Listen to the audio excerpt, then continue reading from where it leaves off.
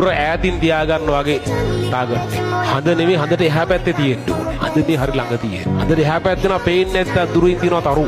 ඒ තරු වලින් වගේ ඩෙස්ටිනේෂන් එක මාක් කරා. අන්තිම ටාගට් එකේ ඈත දුරින් මාක් කරා. අකණ්ඩව දිගටම මේ ගමන යන්න. නවත්තන්න එපා. හිමින් වුණාට කමක් නැහැ. හයියෙන් දුවන්න පුළුවන් වෙලාවට හයියෙන් දුවන්න.